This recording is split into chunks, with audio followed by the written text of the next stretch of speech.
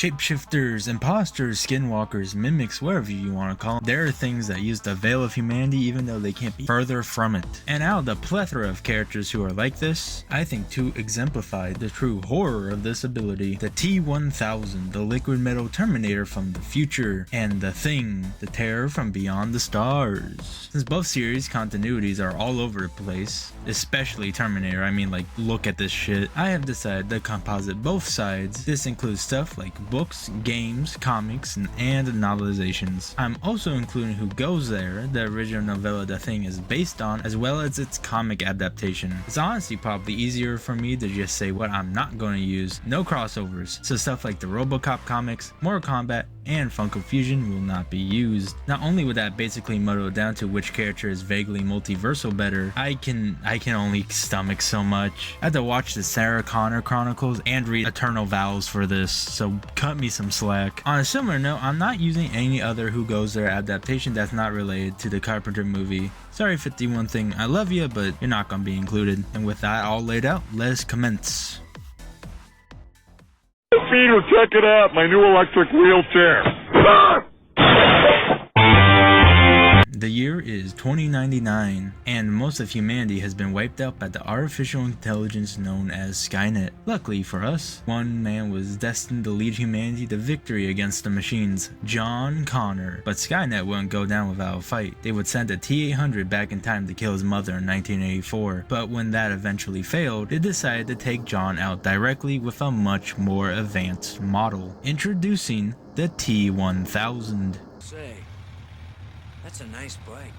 Unlike previous Terminator models, which had some form of exoskeleton, the T-1000 is pure liquid metal. In fact, it's made of a mimetic polyalloy, and it's quite the versatile substance. It's able to morph its body in any way it pleases, and as the name suggests, mimic the appearance of objects, people, and entire surfaces, and I do mean entire surfaces. It's able to form sharp blades and prying tools from its body, and extra limbs. It's even capable of throwing parts of itself like a javelin, conduct electricity through its body without any damage, and if it were to take damage, it can easily reform itself or just turn itself intangible. It can even cover someone's body whole, suffocating them. Although this was in a dream sequence, there's nothing logically stopping the T-1000 from doing this. Even when separated from the main mass, the alloy is still extremely versatile. It can be used as a tracking device, revive other Terminators. Other Terminators such as the TXA are able to make alterations to the human brain, making them loyal to Skynet, and they can even act as independent units, although they are much more limited. And despite not having the usual heads-up display like most Terminators, it's able to sense the molecular structure of things that it touches, and thanks to its liquid metal body, all of its sensors can be moved around, effectively giving it eyes on the back of its head. And despite not being issued with weapons like other Terminators, it's proficient with all weapons throughout human history. Basically, if it can find it, it can use it. And like other Terminators, it has detailed knowledge on the human anatomy, so it knows exactly where to stick you. But its most unique aspect is its liquid metal brain. Not only is it capable of planning out multiple possible scenarios while actively acting out one, but it's fully autonomous, able to make its own decisions without the influence of Skynet and for its own self-preservation. This is why this model was never mass-produced. That's right, Skynet is scared of the T-1000. And even though being made of liquid should compromise it physically, that couldn't be further from the case, and it should be comparable to other numerically inferior Terminators, such as the T-800, which can tank massive explosions. Its shell is durable enough to withstand getting zapped by all of New Mexico's power supply, which is worth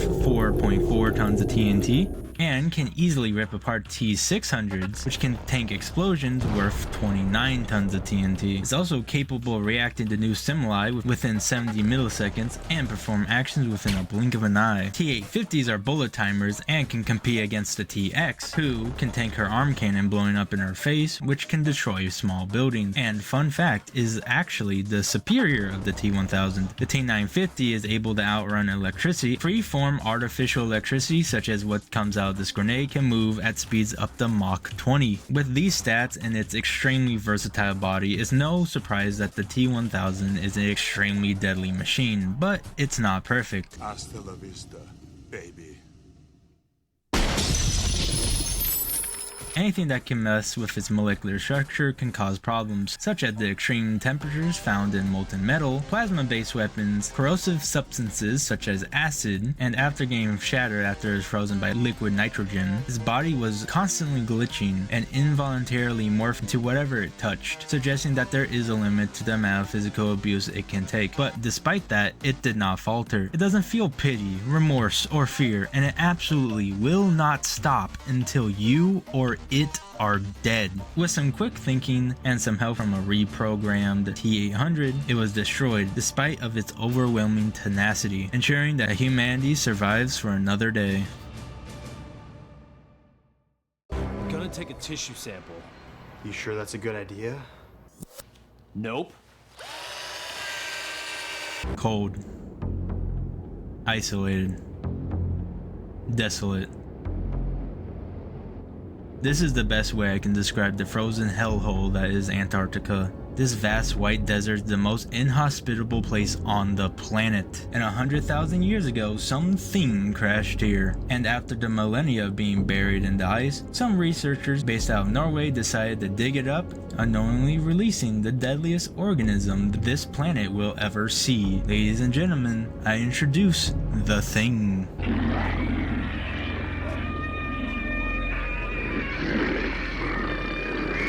You see, what we're talking about is an organism that imitates other life forms, and it imitates them perfectly, right down to their personality and memories. And every single part of this thing is alive. Separate limbs, strands of hair, drops of blood. Even individual cells are alive and can act as independent entities or fuse back together. And in fact, all it takes is a single cell to assimilate an entire creature. And this thing spreads like the plague. You see, in the film, it was estimated it would take 27,000 hours for a global infection. But due to the cold climate, it threw off the calculations by nearly a magnitude of 10. In reality, it would only give humanity 3,000 hours tops. And when it does assimilate a creature, it has complete control over their victim's physiology, from the pigmentation of skin, extra mouths, tendrils, slimy ass harpoons, regeneration, sliding across the floor of its internal organs, or even turn itself into a human puddle. It does this by taking over the cell's nuclei, basically allowing the thing to shape its body in any way it wants. It has also been shown using aspects and abilities of previous hosts. This includes dogs, cats, rats, rabbits, sheep, birds, snakes, fish, seals, and multiple other forms of marine life. It has also been shown spewing acid as well as a bile that impedes your movements. It can also burrow. Oh, so that's how it gets ya. It's under the goddamn ground. If that's not enough, it's also telepathic. That's right, in the original novella, the thing can read minds and project its thoughts into other people's heads. It can even create a more direct telepathic link with other things through more intimate means. Now, naturally, the thing's stats vary widely depending on how much mass is composed of at the time. While not necessarily having forms, there are categories that things fall into based on size. Scutters are small arachnoid-like things that are usually composed of a head and are arguably the most iconic form of the thing. They're capable of bursting through vent covers with a yield of 454 kilojoules of energy, and they often use small size and agility to their advantage. They have a habit of swarming their prey with large numbers. Scutter pods spew out these little things, and larger things can also spawn them out of their bodies. Burst delts are your classic human imitations and the most common thing you would run into. They can throw grown men around like rag dolls, burst through walls, and defy gravity? Walkers are bigger things, often composed of more than one person. They can burst through steel walls with a yield of 0.6 tons of TNT and survive explosions worth 5 tons of TNT. Ruptures are your big boys, large enough to fill a room or tower high into the sky, often train mobility. For strength, they are extremely powerful, capable of shrugging off a 1,000-gallon tanker of jet fuel blowing up in its face worth 38 tons of TNT, and rooting itself in the very spaceship that crash landed on, which survived 6.5 kilotons of TNT worth of thermite blowing up on top of it. Which, I can't believe I'm about to say this, but I kinda see where the people making the prequel came from, because where the fuck did they get all that thermite? But I haven't even talked about the thing's most terrifying aspect, and that's its intelligence. It may not be a looker, but got one hell of a brain on it. It's a technological genius. It's capable of creating spaceship from just stuff laying around on multiple separate occasions. And while the Blair things was more of an aircraft, the more complicated and complete ones should at least be comparable to the ship the thing crashed on, which was capable of reaching re-entry speeds which are around Mach 36. And since the thing was 100% planning on flying these craft, its reaction speed would scale to this. And yes, it is debated if the thing is the original pilot of the UFO, but in the original novella, it's the only one of the 4 things that bothered to get out of the spaceship when it crashed, suggesting that it's either the pilot or an engineer of some sort. Speaking of the novella, it was capable of creating an atomic power generator that separated the neutrons from ice, and with that, it was going to power an anti-gravity pack, which in a single jump, it was going to make it from Antarctica to America. That's over 6,000 miles in a single leap. And it built that in a week with random shit in a tool shed. But it's not only technologically intelligent, it's a master of deception. Not only does it breed paranoia, it thrives in it, pushing people to the point where they kill themselves or others. If you were an imitation, a perfect imitation, there'd be no way of telling until it was too late. It's smart enough to kill an entire military team with their own weapons, plant fake evidence, sabotage blood so it couldn't be tested, and use suicide bombers as a distraction. One of my favorite examples of how smart the thing is this scene. See, Palmer here is a thing, and he notices the Norse head thing crawling away. Windows is already turning his head to look at it, and it would be suspicious if Palmer didn't say anything, since he would logically be the first one to see it crawling on the ground. So what does it do? Gotta be fucking kidding. But this leads us to the thing's biggest weakness.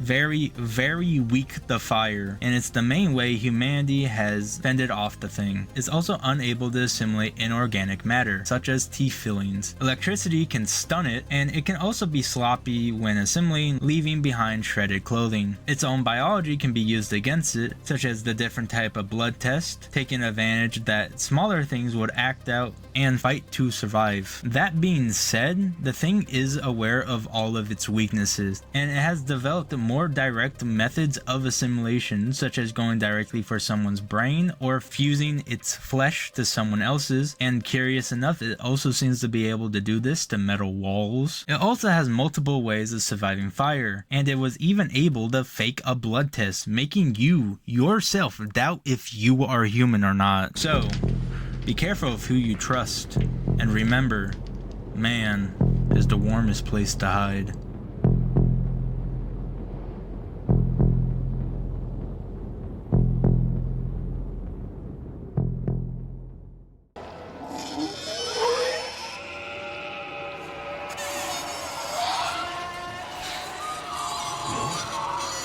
Okay, this has to be one of the closest fights I will probably ever do. Starting off with stats like usual. Strength wise, they're pretty neck and neck, but the thing constantly has higher ends. 4.4 tons of TNT to 5 tons, 29 to 38. But the thing is the only one of the two that gets into that kiloton range, making it 224 times stronger than the best the T-1000 scales to. And it's the only one of the two that can constantly get stronger mid-fight thanks to scutter pods and regen. As for speed, this is interesting. The T-1000 has way faster movement speed thanks to scaling to the T-950's Mach 20 speeds. But the thing would have better reaction speeds thanks to it flying spaceships at least around Mach 36, and even down to how fast each can take in new simuli. The T-1000, thanks to the scaling to this T-800, should be able to react to stuff within 70 milliseconds, while the thing, thanks to assimilating a cat, can do it in 20. And given all the extra sensory organs the thing would have, this shouldn't really be a surprise. And even though larger things tend to be immobile, we have seen ones that are capable of moving, such as the Rupture that tanked the 38-ton explosion, but none of that matters if they can't do anything to each other. And unfortunately for the thing, the T-1000 is completely immune to its main form form of attack, and that would give the T-1000 the perfect opportunity to strike at the thing's vitals, and that would matter if the thing needed its vitals. Yeah, both are immune to 90% of the other shit. The thing is physically stronger and can rip the T-1000 apart. It can just reform itself or turn intangible. The T-1000 can cut the thing to ribbons. It can also just reform itself or regenerate. The T-1000 can electrocute the thing, but that would require environmental factors and the thing to be still. Even stuff that would be a win con aren't, because they're specifically fighting each other. The T-1000 reprogramming the thing's brain wouldn't work thanks to every single part of it being alive, and we have seen things function perfectly fine without their brains. Hell, you can even argue the thing's inability to assimilate metal would just cause its body to immediately reject the polyalloy. The thing's metal grafting might keep the T-1000 immobile, but due to its liquid metal body, it could probably just avoid this. The T-1000 could try to encase the thing, but this would require a human-sized thing or smaller, and the thing not use its many mobility options. And even if it were encased, we have seen things be fine without breathing and be encased in ice for thousands of years. And this would make it vulnerable to the thing's metal grafting, essentially causing the two to fuse together, which is disturbing. Even giving weapons, which basically boils down to a whole bunch of... The thing actually brings the more varied arsenal thanks to its anti-gravity pack, which it can use to just hop over to the next continent if it needs to. The thing's acid spit and slowing bio is actually an extremely deadly combination for the T-1000 to deal with, and the thing is the only one that has direct access to the other's weakness. But given the Terminator's tenacity and movement speed, it could survive this. So it would really just boil down to who can use their environment better and who is smarter. And this is where the thing takes a big advantage. Even though it has a more exploitable weakness than the T-1000, it has plenty of experience dealing with it, and it can efficiently multitask. Sure, we've seen the T-1000 turn into separate units, but the thing far outclasses it. So you can have one thing that is fighting the T-1000 and the other is building some bullshit mid-fight prep time tech, or build a spaceship to just ram into the T-1000. And even if you were to argue the T-1000 is just as smart as Skynet, which it is not, the thing will always be at least equal to it. That's right, we're gonna cheat. Yeah, the thing's ability to read minds means that it will always know what the T-1000 will do before it even does it, and it projecting its thoughts into the T-1000's head might cause some problems due to the T-1000 never having to deal with anything like that before, and due to it actually having the ability to think, it is vulnerable to the thing. So ironically, Skynet's biggest fear is the thing's biggest advantage. Also, a fight like this, the element of surprise is extremely important, and the thing is the only one of the two that can remove that element entirely. And this would also aid in its multitasking by telepathically talking to each other or fucking. Yes, I hate that thing sex is a valid strategy as well. And while both parties do have ways of detecting the other, such as the T-1000 scanning the molecular structure of the thing, and the thing using its dog and snake DNA to sense the lack of body heat and the smell. The problem is the T-1000 would have to make physical contact with the thing to scan it, while the thing does not need to make physical contact with the T-1000 to sense it. And what doesn't help is that the T-1000 is under a time limit. It only has 3 months until the entire world's population is assimilated. Sure, it can figure out the thing's weakness, but how many things would there be by then? The T-1000 may be the weapon of a world-spanning threat, but the thing is the world-spanning threat. Although this is extremely close, the thing's ability to grow stronger mid-fight, its superior reaction time, mind reading, and on-hand counters were enough to push it in its favor. The winner is the thing from another world.